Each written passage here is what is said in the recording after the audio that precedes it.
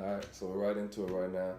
Zoe Lyles, Yeah, it was Dtrick the Bandit. Dtrick the Bandit. Yes, That's his artist name. yes. Is my best friend. And his Rise and Thrive TV. Rise and Thrive. What's up? And at the beginning of each of these interviews, I tell the person I'm interviewing why I wanted to interview them.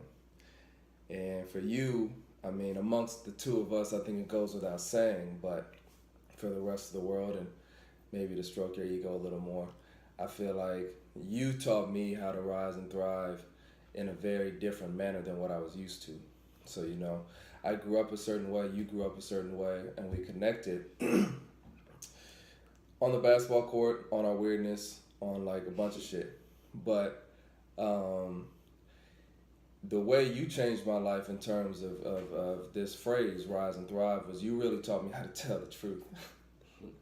You really taught me how to tell the truth and be accountable for that. And the authenticity that came with that was something that it just cultivated a whole nother side of me that I had never experienced. And like, it's to this day, that's why when we were just talking, I was like, we got to do this now.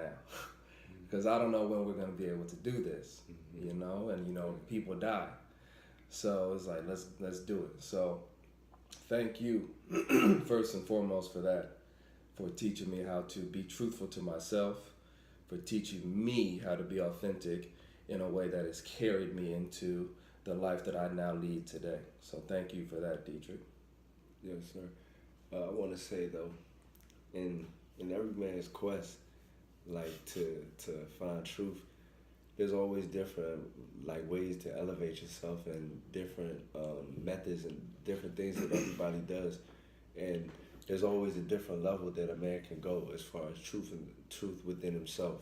I'm finding that out now, and I don't really know. I'm taking your word. I don't really know what I've done, you know what I mean, to show you that, because that has been a struggle.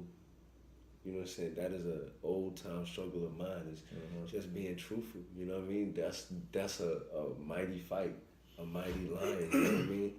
And it's like, okay, I have to constantly remind myself like how powerful I am, and who I am, and what I'm here to do, and really understand that I'm a real person, I'm a real man. That, you know what I'm saying? That's here to do something.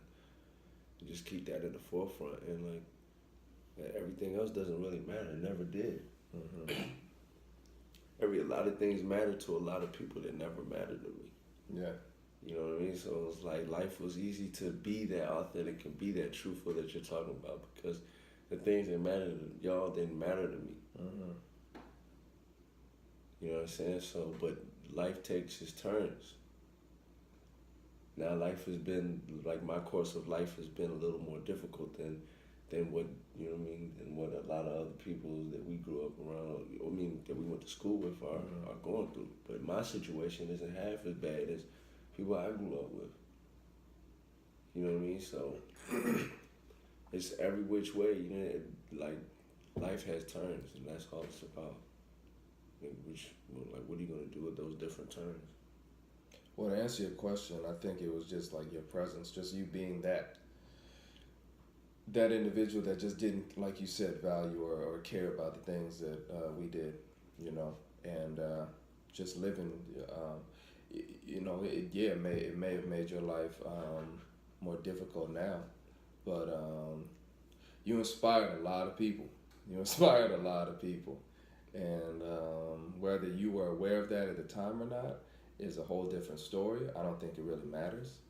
But just know that you touched every single one of us. Like, you walk into a room, well, it doesn't matter. Like, people are like, oh, Zori, I thought you were going to be on crack or dead or in jail by now. Or you walk into a room and you see someone, that smile that goes, that ear-to-ear grin. Or, you just, it's a dap, and a recognition and just respect. Or even if it's like... Zoe, you were so mean to me. Like, our friend, he shall go unnamed. You had an effect that, dog, because you didn't go to Gonzaga freshman year. Yeah. And like, even in the show that we're doing, your character has to come in the second season to see that difference. Because if you're just there at the beginning, it's not going to be the same. Like, I probably would have gone through Gonzaga and had kind of a gray experience. You know, it would have been fine.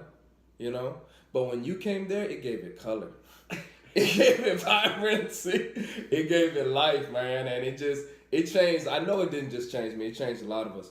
But I just wanted to go back in time a little bit, and just like ask you how you got to where you are now. You're in Atlanta right now. You're a rapper. You're making your way down there. Can you just take us back to the beginning, like the whole journey, to where you got today? I never quit. Point blank, period. Literally. Life is, like I said, life has its turns. I went through so many turns. Like, after high school, shit got hectic. You know what I mean? I didn't know what the next step was. I didn't know what the next phase was. You know what I'm saying? So I resorted to what I knew. You know what I mean? Rapping was always in my plan. Always. Always. I remember one time you told me, he's like, whenever you get stuck in life, think about what's gonna make it what's gonna make it a better story. I said that? Yeah, you said that. You're like, what's the next time you do something, make it, think about how it's gonna make it a better story. Shout out to Ray Knight for that. Ray Knight's the one that told me that. So like when I heard that, I'm thinking like, yo, I've had control over this my whole life. Yeah. I said I want a story, you know what I'm saying? The crime, all the violence, this, that, and the third, all this shit. I want a story like that. You know what I mean? Had the choice. Everything is about choices, no matter what any man says. It's always been about choices from the time. That's why I tell my son, whatever you do, that's on you. Mm-hmm. Hold on one second. I gotta just hold on.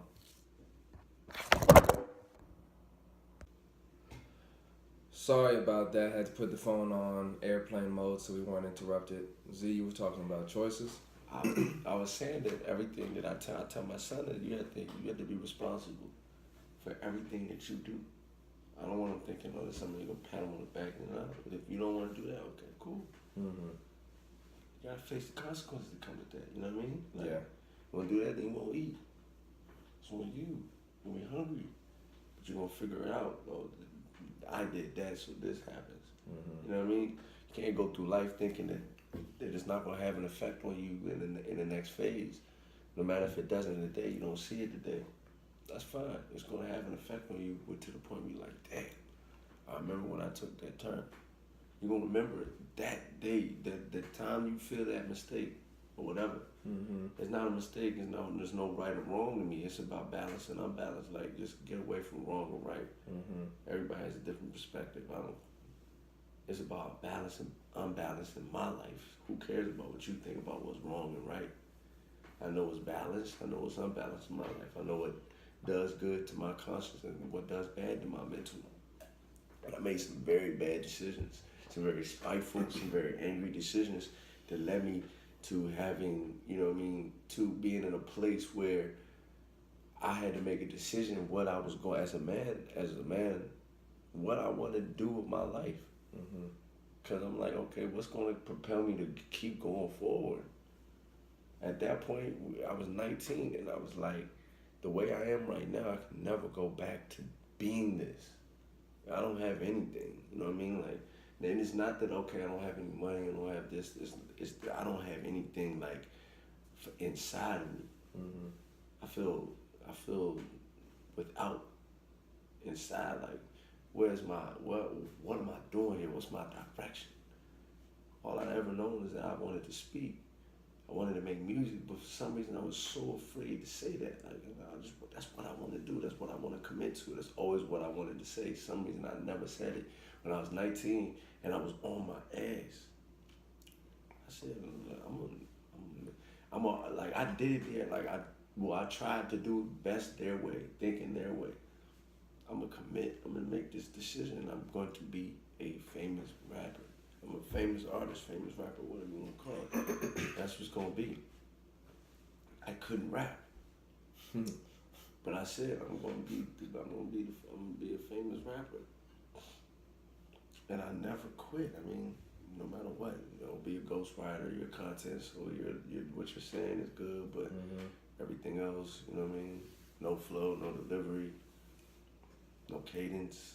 You know what I mean? Just what are you doing? I never stopped. No matter what anybody said, they wouldn't listen. Okay, or make them listen. All right. Just kept writing, kept rapping in front of people, kept throwing myself into the pit. You know, yeah. People were listening. People were like, even in that phase, people liked me. So I never stopped. Signs, I mean, that's the only thing I ever wanted to do. The only thing that I ever wanted to commit to. And now I'm like, okay, at 19, like I'm gonna commit to it. But it took me forever to fully commit to it. So I'm like it took me till I was 24 to say, okay, yeah, this is it. I wanted to do this, do that, do this. Like a lot of people had a direction. They were in school. They were headed towards something. Even if they were going through their bullshit here and there, they were headed towards something. Me, I was here. This is the truth. This is the real story. Like, okay, I was in school, but I wasn't in school. You know what I'm saying? Like, I went to school for a while. Okay, I went to school for a few semesters, did psychology. Okay, I was doing well. My mom was also, but I never wanted to do, even in school, every day of going to that, I couldn't commit because I'm thinking, oh, I'm going to do this next year. I'm gonna change my, hold on. Yeah. All right, we're back again. We're talking about commitment, and it's funny how, you know, the shit sometimes manifests into reality in present day moments. We may have to stop a few more times. But it's all right. That's what technology's for. So you were talking about your trouble with commitment. Commitment. Even in school, even in the school setting, I was going to school for psychology, okay? Doing good at that. Even every year, I was like, okay, I'm going to do this next year. No, I'm going to do that next year. Okay, well, I'm going to do this. I'm going to change my major. Or I'm going to drop out of school, this, that, and the third. Wanted to go to the Army, okay? Wanted to go overseas and play ball, okay? I went to Morgan to play football. I wanted to go overseas to play basketball. You know what I'm saying? Like, just, I could not commit to something. You know, then want to do the martial arts. They want to say, oh, I'm going to act. Then it's like, then I'm going to hustle. It's like, okay, then I'm going to get a job. You know what I mean? It's like, I never figured out what I wanted to do. And then 24, I made a couple songs. Went to a real studio, made a couple songs, and I was like, not even a real studio. I actually went to my boy's joint, my boy's house. Recorded a couple joints. He was like, yeah, you gonna be on the radio. I was like, I'm going to Atlanta. Nah, I wasn't at Sully's house. I can't even remember my boy knew him from school and shit. We used to record music with each other and shit. I forgot his name now. I haven't recorded with him since like for 4 or 5 years now, probably like 4. I recorded with him and niggas was saying, oh, you went to Morgan with him? Nah, I didn't go to Morgan with him. I went to Morgan with the yo who knew him. Who put us on with him and shit. So we was like, okay, we're gonna rock with that. Recorded like 4 or 5 songs. Niggas was rocking with them joints. So I was like, I'm going to Atlanta next year. So did my thing, moved to Atlanta. And I just never stopped, you know what I'm saying? Came to Atlanta and the question for me was, can I rap? Niggas I go to Atlanta and niggas like, oh yeah, you can rap, but can you sell tickets? Can you sell records? You know what I'm saying? It's like, okay, now it's like business-wise. Who are you as a businessman? And that's been my journey coming into, you know, being in the Atlanta culture is understanding that, you know, niggas own their own shit, they're doing their own thing. You know what I'm saying? Get your own lane, find your own lane. And, you know, now it's like, okay, I'm committing to certain things. And I committed to making music when I came to Atlanta. That was my transition. It was like, okay, I'm going to commit to make music and I'm going to just continue to become a full-time artist. So, you know, sacrifices must be made, you know. whatever you have to do to get your name out there, to promote yourself, to go hard, to jump off that cliff. You got to make that done. I mean, this is certain, this is a certain dress code. You got to do certain things. When you wear a certain title, when you have a certain title, you have to do. It comes with certain responsibilities. You know what I'm saying? As an artist, you have to do certain things to sell your music, sell your product, and that's basically what it is a brand building its product, and that's what I've been doing. It's artist development, and I've got myself into great situations and been blessed. So I'm just gonna keep pushing, keep grinding, and just trust it, know. Like, this is what I've been saying I wanted to do since I was a young boy, a child, a baby. So it's like, for me to be stepping into the place where I am now as an independent artist, it's like, okay, it makes sense. I've been saying this, so it's like, don't give up on, it's not even a dream. It's not a dream anymore. It's a job now. So it's like, don't give up on the job. You're building your business. You're a businessman. This is what it takes. You don't make money at first. You know what I'm saying? You're investing a lot of money. So just understand your business. So, you know what I mean? There's a lot of things that I would have done differently. But that's trial and error as a business. This is one business. You know what I mean? This is one corporation. This is one entity. Dtrick the Bandit as a brand.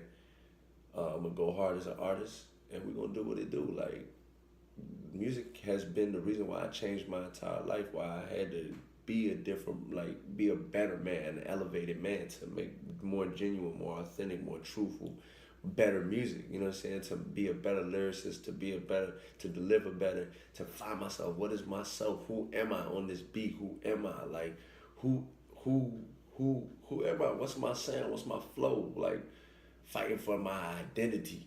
I had to do that through music. Like, that, I didn't have an identity. Like, before, I didn't know really, I didn't have a lane. I did everything. I could play sports, I could be a criminal. I wanted to do a bit of everything. I wanted to be a ladies' man. I wanted to be a poet, you know what I'm saying? I wanted to be an outlaw, a thug, all kinds of things. I wanted to be everything. I never chose a lane. The niggas who prospered off things that I went to high school with, were football players, just football players, or just athletes, you know what I'm saying? Or just basketball players, or they were just students, you know what I mean? Or they knew what they wanted to do when they were 25. Me, I didn't know anything. I just living life. I didn't care about the next day. It was like, okay, I'm living life, and that's what gave me a sense of freedom, more freedom than it gave, other people that we went to school with, because everybody was serious. You know what I'm saying? Everybody was. I remember people wouldn't even let me cheat off their test. And I'm like, what the fuck? Mm-hmm. Like, you were in the wrong classes. You definitely cheated off a bunch of people as well. No, I'm saying people weren't. Like, sometimes people wouldn't let me cheat off them though. Yeah, I get that. That's what I'm saying. Yeah, but like, that's crazy to me. You just had to know who you were talking to. Oh, I'm just saying the fact that I ran into that. That means you were cheating a lot. No. Of course, what I'm saying though, the fact that I ran into that shows me that, like, it was a competition for them. Yeah, you had your own competitions, but that was their competition. That was their competition. Exactly. But I wanna. You're saying a lot, and I wanna kind of break it down. I wanna go back to the beginning, the genesis. Beginning. About one. All right, so I'm gonna ask you three things. One, why was it that music, which was something you knew you wanted to do from a young age, became your primary focus and allowed you to focus on that one thing at the age that it did? So that's the first question. 19 or what? No, because I think you said 24. 24. 19 was when you said you wanted to do it, but 24 was when you were like, I'm gonna move to Atlanta. We're gonna get serious about it. Two, why were you all over the place? Why were you trying to be all these different things? Because that's a big part of your personality. Three, I want to go into your resistance to your natural abilities when it came to sports.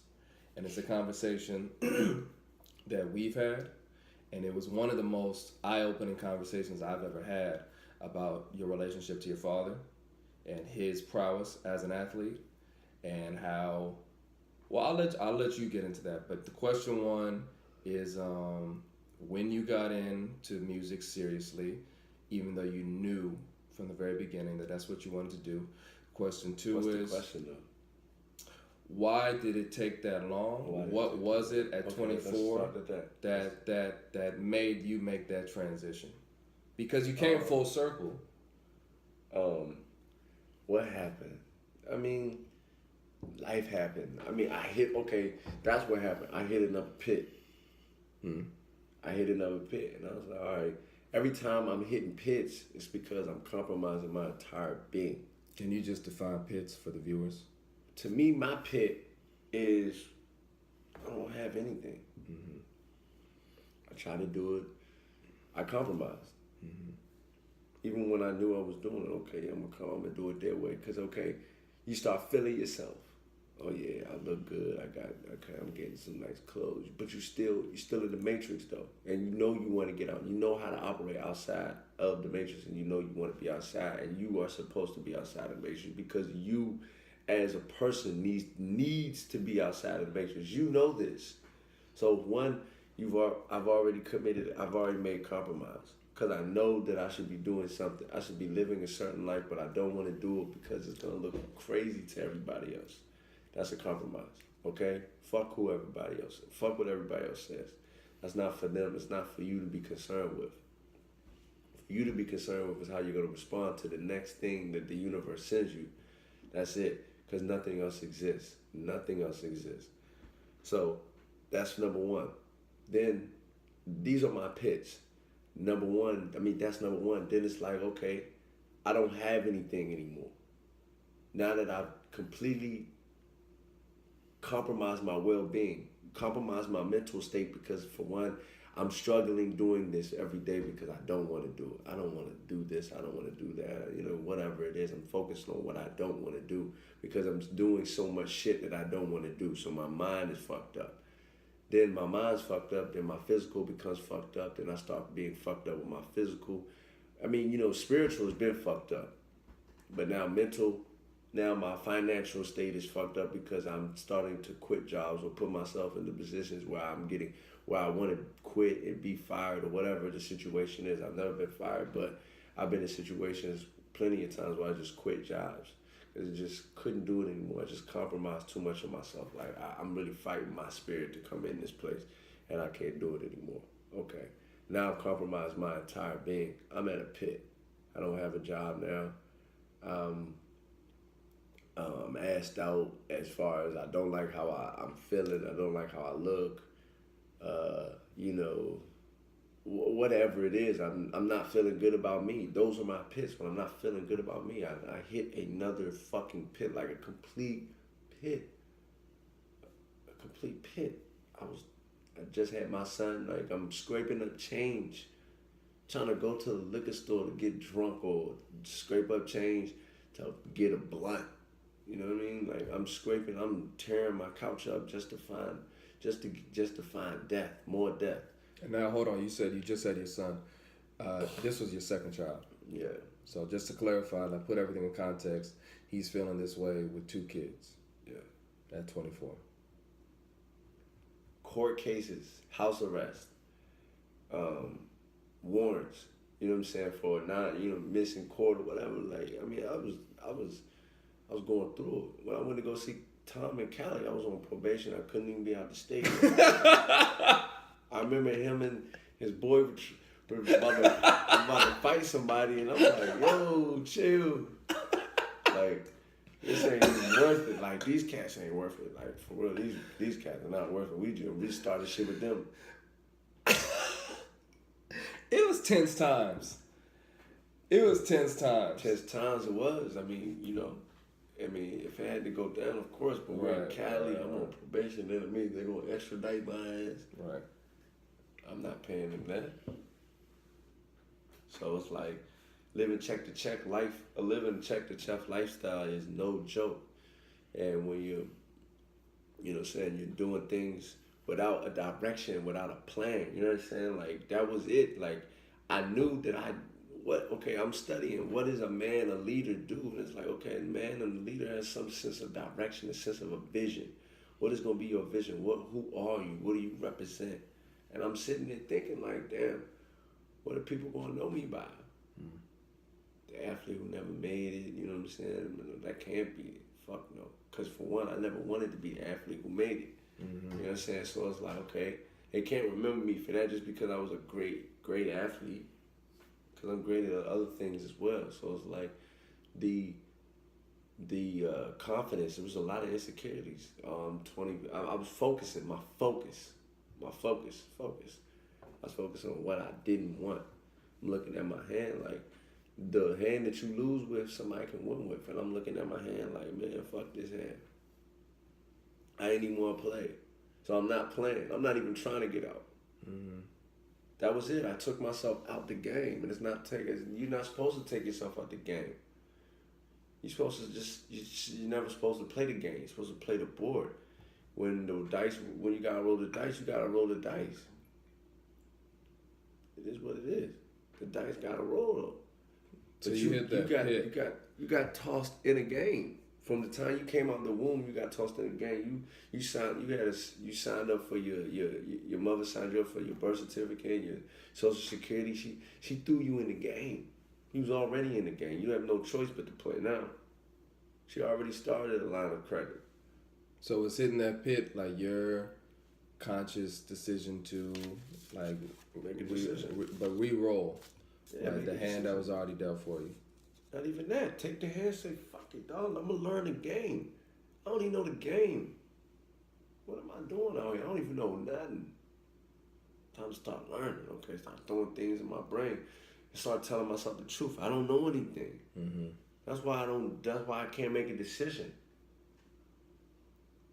So which is why you were doing so many different things. I was doing enough because I knew enough. But then to get to the next level is like, oh, I don't know that. So I just go to the next thing. Right. But so this was the point. You would hit a deep enough pit where you were like, all right, I can't just hop to the next lily pad. I can't just hop to the next hobby, essentially. Yeah, it's time to focus. I couldn't buy diapers for my children. You know what I'm saying? Right. Like that's. It was a matter of survival. It was a matter, like, okay, I gotta make a decision. Okay, whatever I'm gonna do, I know I'm not gonna do it the corporate way. I'm not going back to school. That's okay. That doesn't mean you have a gift of speaking to people. You know what I'm saying? Okay, let's get it. Did something specifically happen at 24? I mean, outside of the birth of Z. I think I was 23 when I think I was 24. Yeah, I was 24. I'm just looking for the trigger. Because Zayden's 4 now. Because it was a shift. It was a shift that you made. Because even when you were pretty serious about the music in Baltimore, but not, and even like your first couple of years in Atlanta, it was nothing like this past year. This has been the pinnacle so far, and it's only gonna go up from here. Yeah. So that's why I'm just trying to figure out what was it. I like specifics because I like piecing the things together and creating the web that leads to where we are today. And so I'm just trying to figure out what was it exactly at 23, 24 that made you decide, all right, because my last 24 years of life have been nothing but hopping from this to that because I didn't feel like I had the confidence or the knowledge to simply focus on this one thing. What was it at that age and time in your life that made you say, I'm going to focus on this one thing? Because I started studying greats. And what I learned about greats, I started watching movies. I stopped worrying. For one, I stopped worrying. I said, fuck it, life gonna come. You know what I'm saying? Life is gonna come. You know what I mean? I could always go back to the streets. I can get money certain ways. You know what I'm saying? Like I can get money. You know what I'm saying? Like, I always know how to get money. I've always had a job or I was always hustling something. You know, I've always got money. But it's like the thing. I started studying grace. I started studying self-mastery and leadership. And then I started watching. I really was watching a lot of movies and listening and writing a lot of music. But I was watching a lot of movies. And what I was noticing about people and studying people, and what I always done is watch interviews of artists. I always watch their interviews. What I've learned about them is that most of them been doing this their entire lives. Yeah. What I just started trying to do, most of them have been doing for at least 20 years. Their entire lives. You know what I'm saying? Like, So it's like they stuck on one thing. Bruce Yeah. Lee, he was known for one thing. Yeah. He's known for whooping your ass. Michael Jordan is known for playing ball. Yeah. I want to do all this and that. Yeah.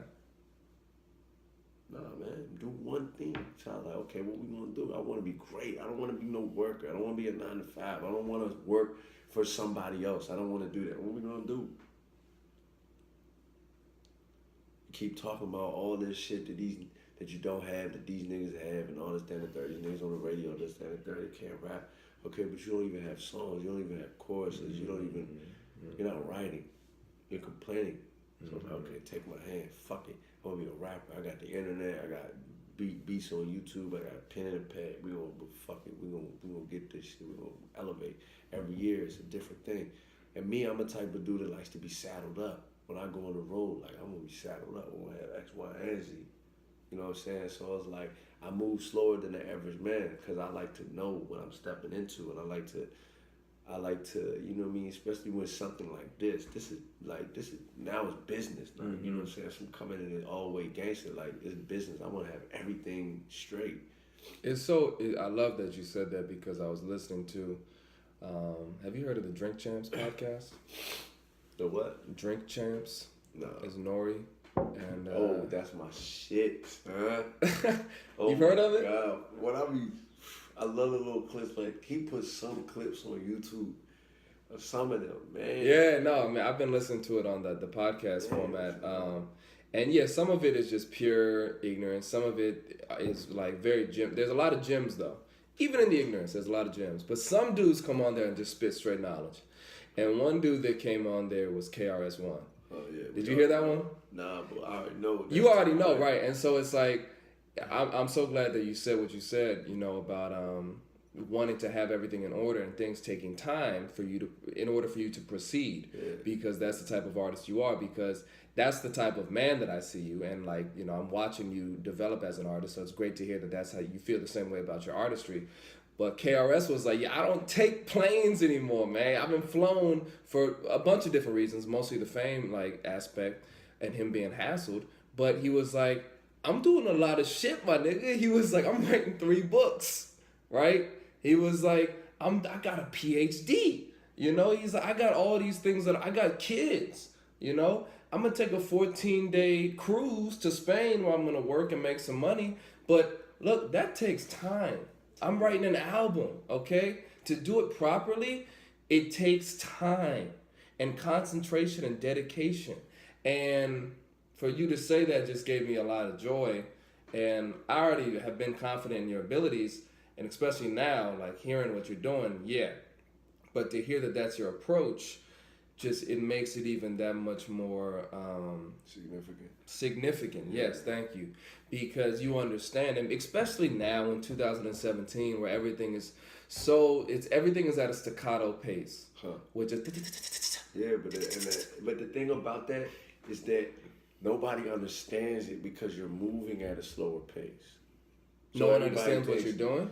Of course nobody understands what I'm doing, because right now I'm in a have-not position. You know what I'm saying? Like, because everything I get is going to something else. You know what I'm saying? Like, most people are doing this and doing that, you know, buying homes, you know what I'm saying, getting cars and shit, things like that. What I get is going that way. You saying, and I have children. You're investing. You know what I'm saying? You're investing in your legacy and in your passion. Exactly. So it's like, but why make the excuse? That's what I'm talking about, though. Most people who are in my predicament look at their hands and say, I can't rap. Yeah. I want to get me a car, I want me a house. Fuck that. Nigga, you gonna have that now, nigga, and be working, you know what I'm saying, working to pay that shit off? Yeah. Till you 65, and then somebody else might have to pay it off? Because you've been dying from you compromised your well-being? No, fuck no, I'm not doing that. But you, this is nothing new for Zori Lyles. Nah, that wasn't new for me, but the thing was, I didn't know what I was gonna do. Right, and that's why the third question popped up in my brain, which was, all right, so the thing that you said, I forgot when you told me. No, one was, what happened? What happened? What happened? Yeah, the first question was what happened. And No, you answered that question. Okay. You've answered both of the questions. The thing that you just hit on right now that I want to touch on was the third question. Do you remember the third question? No. Yeah. That's what I thought. Because I saw your body when I asked the question, which was your father's influence on your life. Oh no, as you an was athlete. like my resistance Right. to my athletic ability. Right. Which stemmed from a conversation that you and I had probably 8-9 years ago. I said I didn't want to be like my father. Yeah. Okay.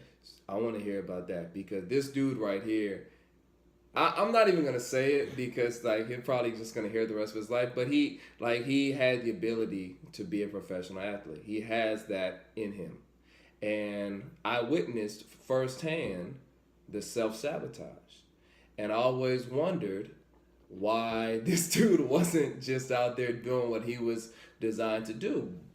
So I'm gonna let you answer that question because it threw me for a loop until we had that conversation. Rebellion, man. Like everybody, that's what everybody told me I could do, but they told me that I couldn't do what I wanted to do, Which was music. make music. You know what I mean? Was it music or was it being an artist?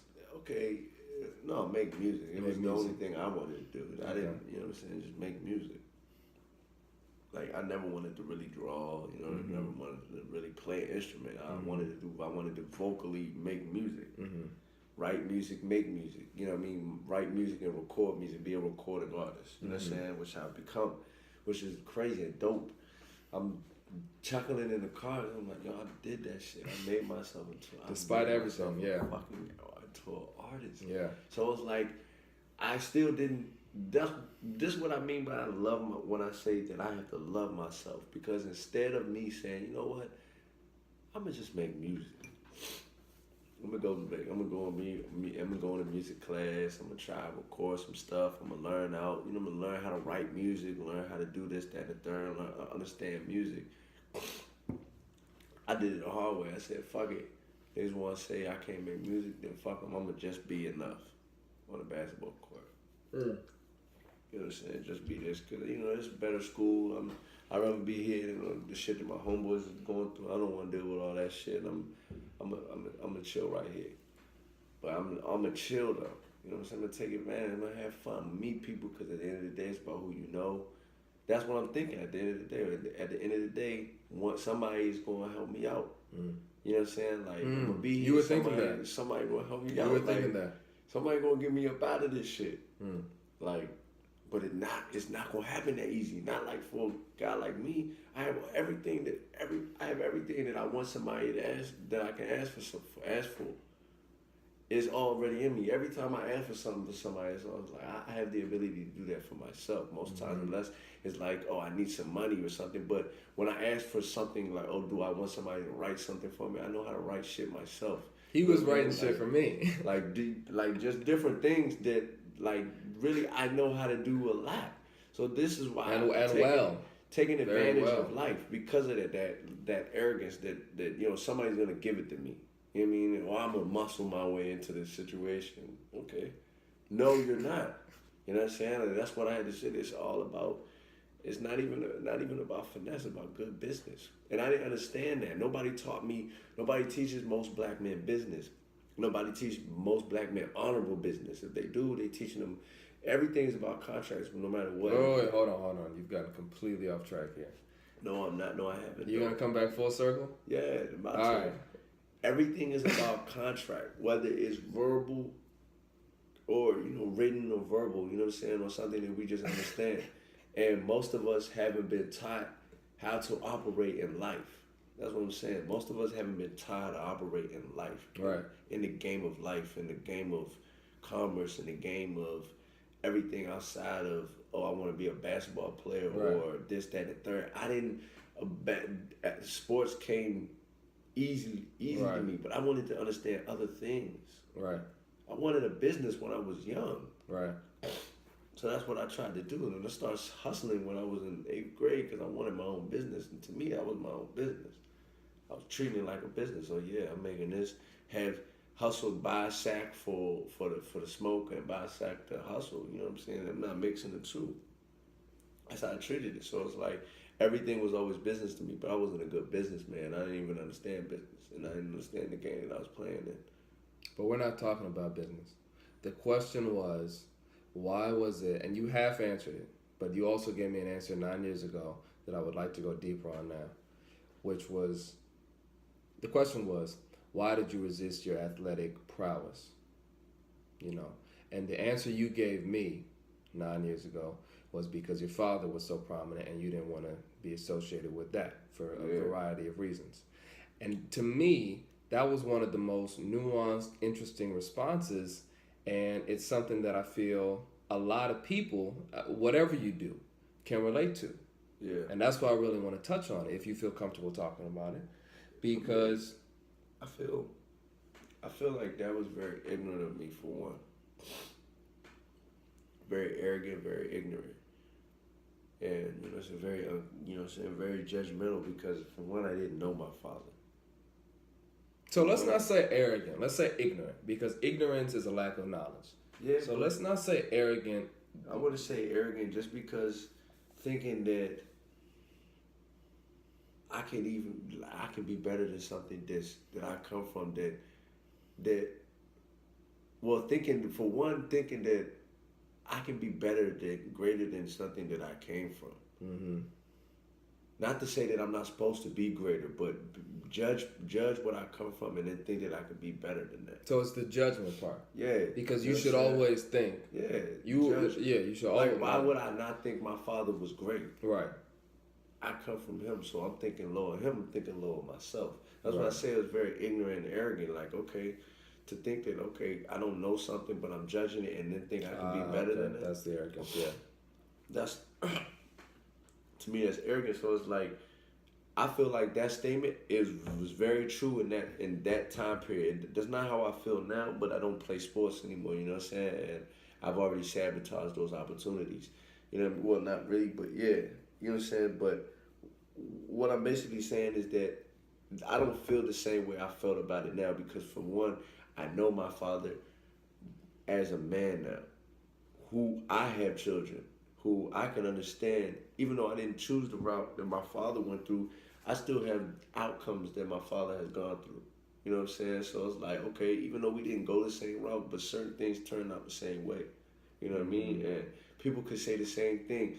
Somebody who, if I'm not around my father in my son's life, somebody could tell him the same thing. Mm-hmm. Or your father's a deadbeat, or your father's nothing, and your father doesn't care about you. Yeah. You can whisper those things too. So it's like, okay, I'm judging something, then turned out to be that. So when I said that, I didn't have kids. Right. Yeah, you were what, 17? I didn't have kids. You know what I'm saying? When I said that, when I made that statement, I didn't have kids. I didn't have, wasn't speaking to my father.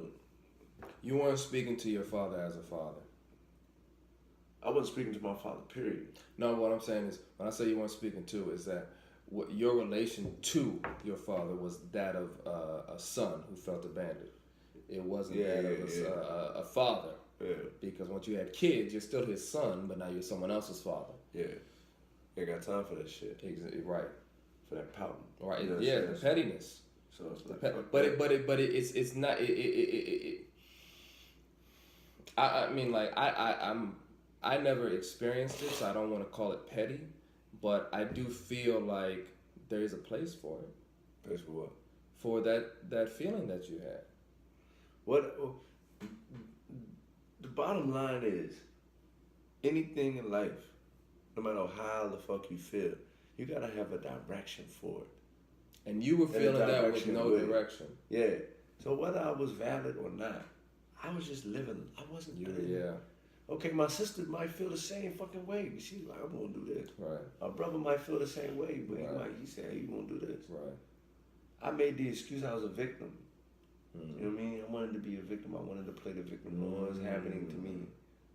So that changed at 24. It happened to me. You know what I'm saying? Like, yeah. I mean, but still, you know what I'm saying? Still, when you go through that and try to be that in a chronic way, you're still phased with certain things where you want to play the victim or you want to like take the easy way out. You know what I'm saying? Like, you still do that. So it's like, even at 27, like, I'm still going through self-sabotage. Like, don't do it. Please don't sabotage yourself that way. Hey, you know, you're not the only one. So, You're not the only one going through sabotage. of course, so it's like, why am I addicted to death? Why do I want to itch so bad? You know what I'm saying? Why are you addicted to death? Yeah, death. Well, the things that are harmful. Oh, yeah. Why? Yeah, why? You know what I'm saying? Because people have told me that that's what I deserve. That's what they do. Our children are supposed to be the last to have to go through that because we're supposed to be the ones that don't do that to our children. Mm-hmm. You can say what you want, but I'm not doing that to my child. My child has the freedom. Mm-hmm. So it seems like, well, before I get to that question. Privilege. Yeah, before I get to that, despite everything that you've endured in your life, what is it that, and like, let's say we started 24, that's when the shift started, that's when the click was heard. What has kept you rising and thriving for these last couple of years? I know I'm gonna make it, man. Like, it's not even that. It's like, I got everything I need. I understand that now. It's all about me. I got everything inside of myself. Mm-hmm. It's just about opening up to finding it. You know what I'm saying? Exploring and opening up to find it and just understanding that it's right there. It's right here. You know what I'm saying? You don't have to look no further. Just find it. That's all it is finding it. You study something, you pounded something hard enough, and that's what I understand. And like I said, I started studying greatness. Mm-hmm. There's no way someone who knows from a young age he's going to be a great thing, something great, so he has no worry. He's just doing whatever he wants. But now when times are hitting him, life is hitting him hard, he's like, oh, he has to become a man. Like, he can't just be out here Peter Panning it no more. Mm-hmm. Like, he has to make a decision. Even though you don't want to live how the average man lives, you still have to live like a man, and a man does certain things. Nobody has taught me to be a man. I had to learn that on my own. Like, I had to okay, I had to become a father and then not be able to feel like I'm doing the proper things as a father should do, to be like, man, it's time. Like, okay, now we can't do this no more. Like, my son gotta eat, I gotta have Pampers. Like, I gotta be able to do these things. You know what I mean? No matter what, there's no excuses for nothing. No way I'm gonna tell my son I couldn't be a man for him and then tell him to be a man. Nah. I gotta be a man all the way 100. So it's like, all right, I gotta make a decision. And now it's like, in the next phase of my life, okay, I came to Atlanta to become a full-time artist, a full-time recording artist. I understand it now. I understand how to make money of it. Okay, while we're doing that, now we make another business. So by the time my son is coming up, he has himself a business in his name. You know what I'm saying? When he's 15, 16 years old, he don't have to go work for nobody. Let some of his homies work for him. Come work with us. Come work with me. We're gonna mow lawns all summer. So you realize a trait, which is something that we talk about often, which was self-sustainability. Yeah, man. And that's what it was. That's what clicked it into the. But I had to study that. I'm studying. Still studying. And it's interesting because the movies that I like are where men are self-sufficient, like back in the day. You know what I'm saying? Where men are like, okay, you step on their land, you got to go to war with them. You got to battle with them. You have to do something in order to be initiated with them. I'm the same. I'm the same way. Because, but that speaks to my nature as a man, though, because I'm different. Yeah. You know what I mean? I wouldn't say it's because, you're just not. I don't know about the different part. Maybe because it's like it's a new generation and people don't think like that anymore. But I still think that's the way men think. Yeah, no, okay. Not that I'm different, but the fact that I'm aware. You know what I'm saying? I'm aware that that's where we came from. That's what a man used to do. Yeah. If you wanted something, you go bully it up. You know what I'm saying? Okay, I want to take that shit. Yeah. That's mine. It's still that way. It's not that way because you can't do it that way. It's different. You can, but you can't. Yo, you can't do it in the same. Niggas will kill you with a contract. Yeah, that's where it is. That's what I'm saying. It's not as physical now. Yeah, it's not as visceral. It's still it's a mental game. But what I'm saying is it's a paper game. It's a document game. Yeah. And you have to learn what men do and powerful men do. Not just men. Which is why you're learning the paper game. What I'm learning is what powerful men do. Powerful men don't do it how these regular niggas do it. Right. And I'm not either. Right. But they're telling me to be regular. Right. Who's telling you to be regular? Everybody. But you're not listening anymore. No. I never listened. I've never been you never listened. Right. But it's so funny that you say that. But the difference between Zoe, I don't mean cut you off. The difference between Zoe then and Zoe now is I have a plan, a remedy, a vision. I have a remedy. I have a real life remedy. Several different ways that I can get, you know what I'm saying, that I can be me.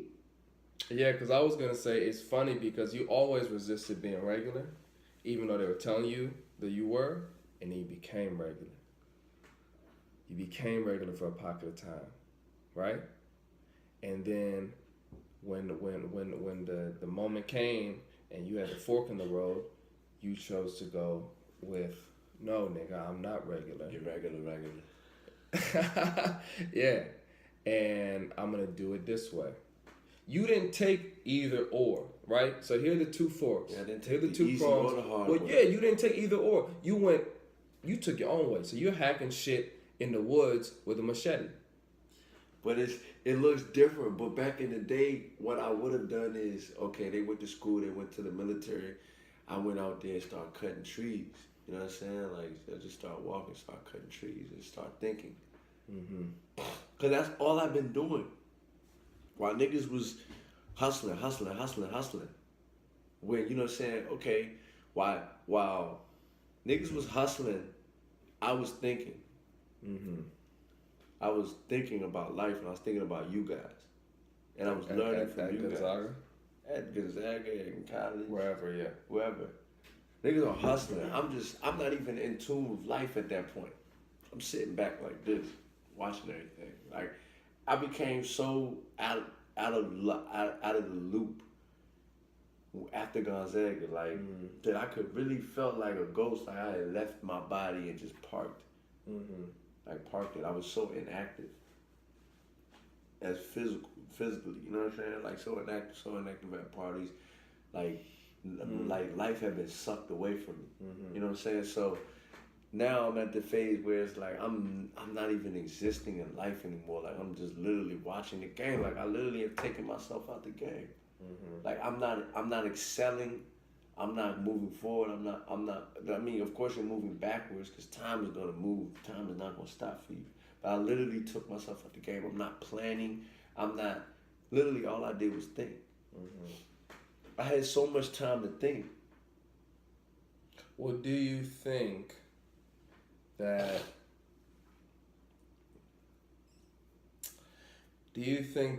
came from? Where do you think that personality trait came from? That distance, I think it came from my father, man. You know, so my father's like he gets on me about it, but he's just like Batman too. We like our privacy. You know what I'm saying? We like to do things and nobody know about it. You know what I mean? Like I don't know what it comes from. Like I don't like to lie. I don't like to lie, but I don't want people to know what I'm up to. Yeah. You know what I'm saying? Like, but what, you know, I don't know. Like, I just did not want to be involved in life. After, you know what I'm saying? Like, because I felt like ashamed because I felt like the people I really wanted to be around didn't want to be around me anymore. You know what I'm saying? So that was a big hit for me. Like, I don't want to be around it. I didn't know where to fit in because I finally felt like I had a place. You know what I'm saying? Because before that, I wasn't hanging around the niggas in the neighborhood. You know what I'm saying? Like, before me and you fell out. When me and you wasn't hanging out, I was in the neighborhood. I never had a reason to be outside. You gave me a reason to be outside. I didn't know the outside world. I knew that world, so I jetted back to that world. You know what I'm saying? You were my excuse. So I was like, oh, damn, I'm not chilling with my boy. You know, I was bringing Mick around there. You know what I'm saying? If you hung out with me, you hung out with them. So it's like, you know, I jetted back to what I knew because it was like, I never felt like I fit in. White people think I'm too aggressive or, you know what I'm saying? Like, you know, whatever. Black people don't think I'm aggressive enough, you know what I mean? Like, what am I? Mm-hmm.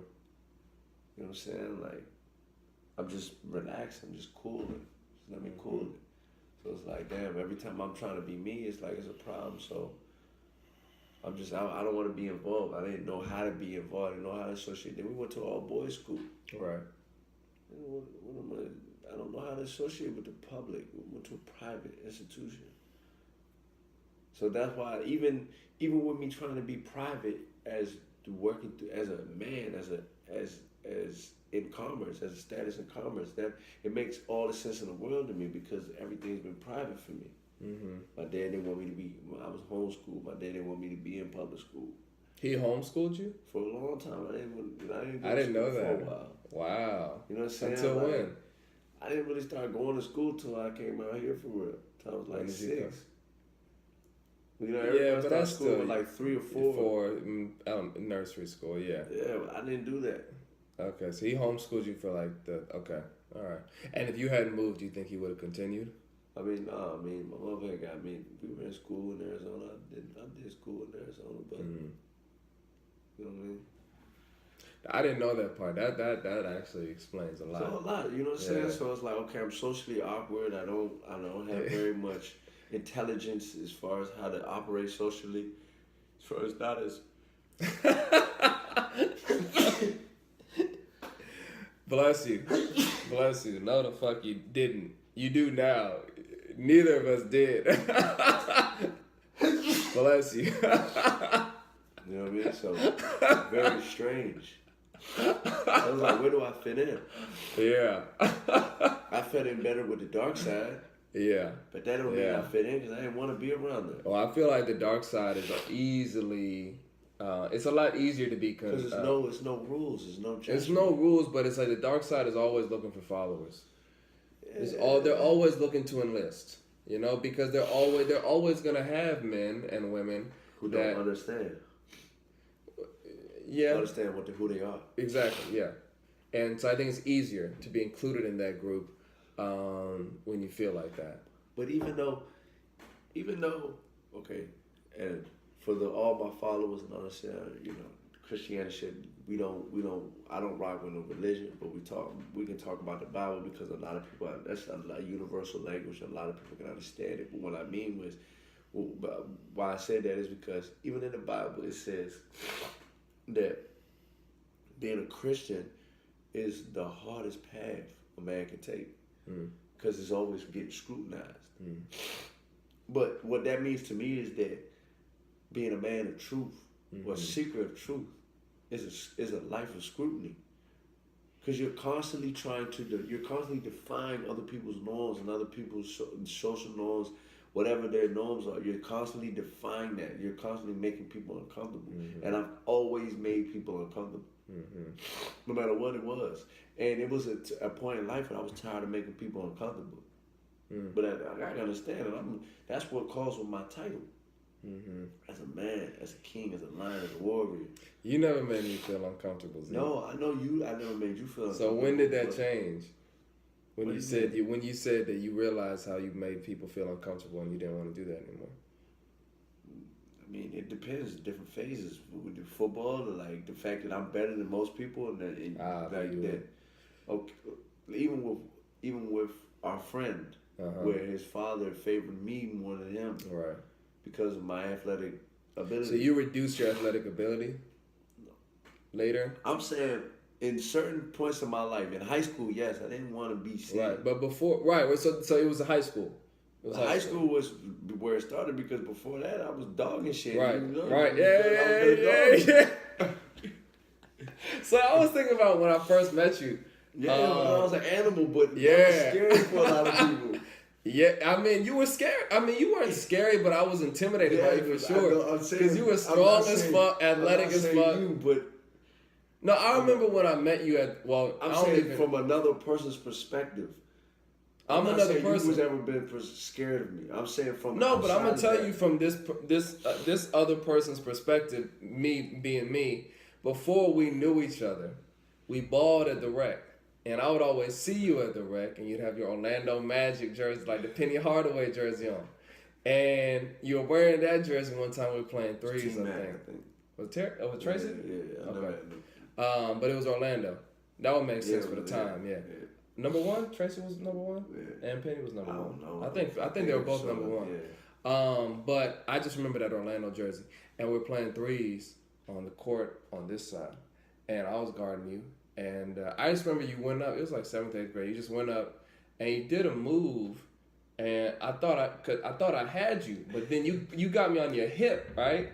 And so I went up because you had me a little bit, so I went up with the right.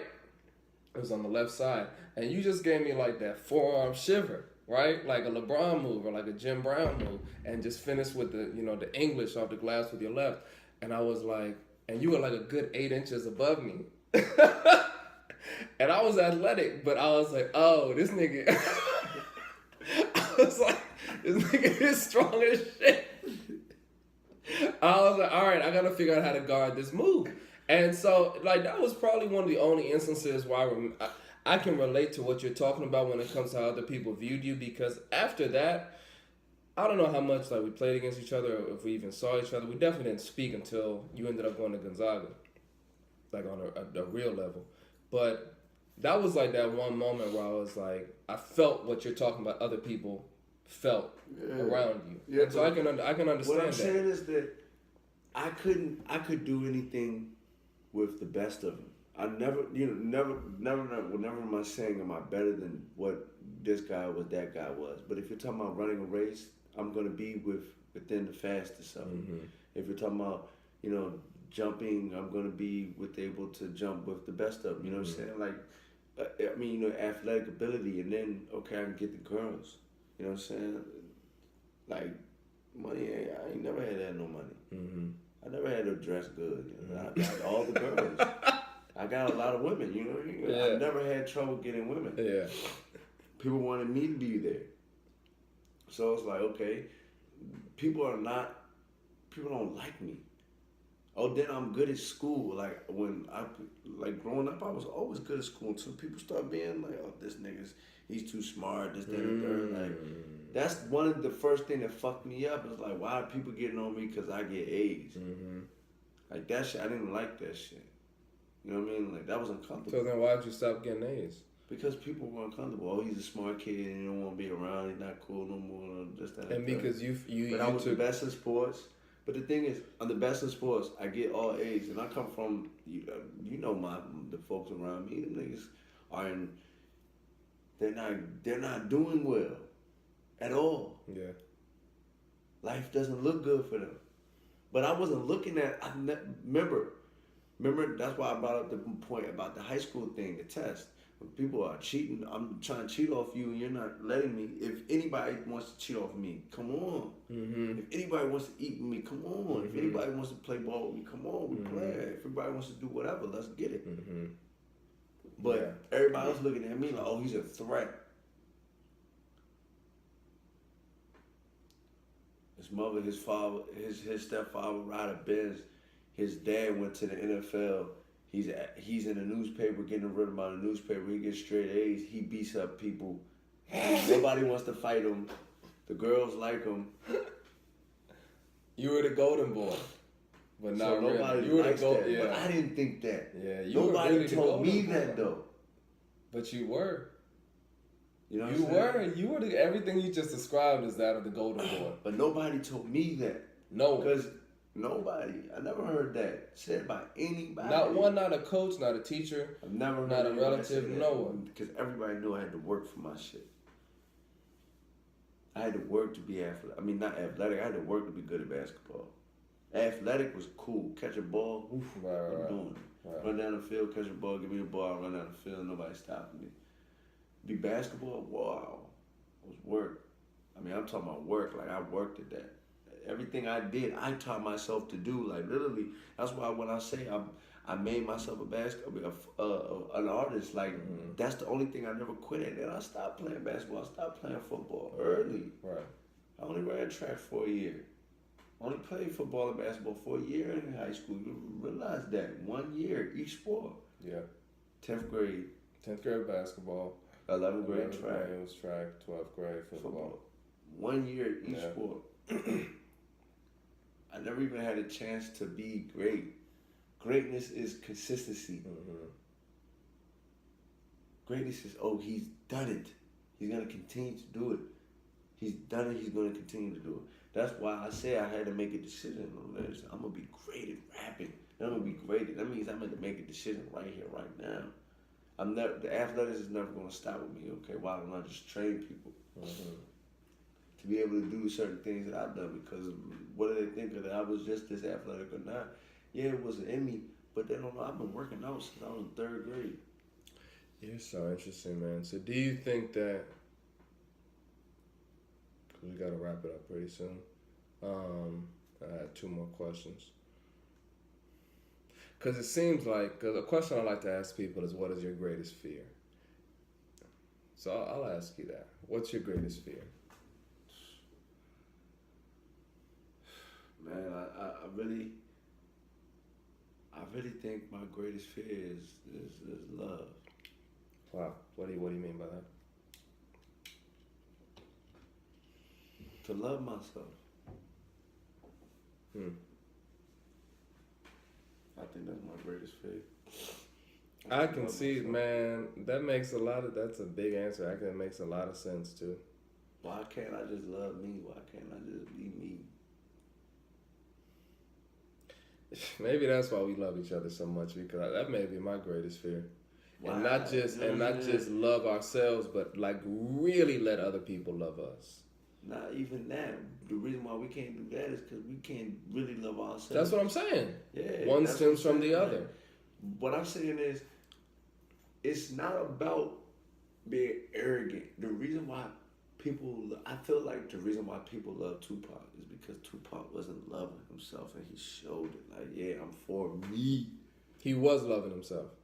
He did love himself. Right. Like, when you for you, it's like almost, you know how you love a best friend and everybody knows it. Yeah. You say something but you say something. Yeah. Oh, don't say nothing about Tommy around Zori. Right. Yeah. But when you don't do that about yourself. But people talk shit about you all day. Right. You don't stand right. Yeah. People sit there in your face and tell you, man, you ain't shit. Somebody do that to Tommy. I swear to God, next time you say it, I'm gonna whoop your ass. Next time they say it, you swinging. But for you, it's like, man, right? Yeah. Why? Yeah. Why don't we love ourselves? Why the fuck? Like, why don't I just, like, what? That's what love for myself means. I love everything that this comes with. I love myself enough to defend myself. I love myself enough to be for myself. Like, when I'm talking about going for president, like, yeah, I'll go for president because I love myself enough to know that I can do that shit. Fuck that. Trump loves himself.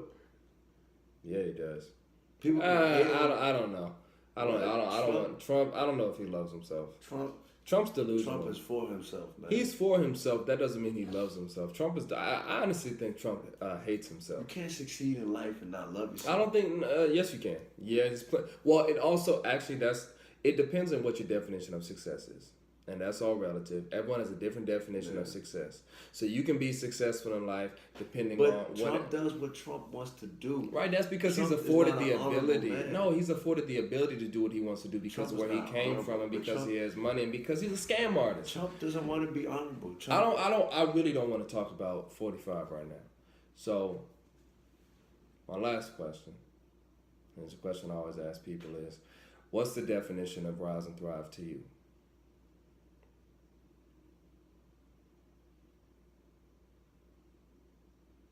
Right. For one, let's get it understood that rise and thrive is not a morning post. Rise and thrive has nothing to do with getting up in the morning. The secret, rise and thrive. When I was doing rise and thrive, I wasn't waking up. I had already been up the entire night.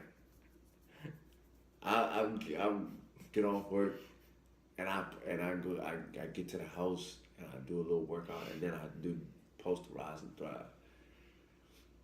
It's not about waking up in the morning. Rise and thrive is waking up, getting off your ass, and going to take control of your life. That's all the life is about. Taking control for yourself. But other than that, you're gonna hate yourself.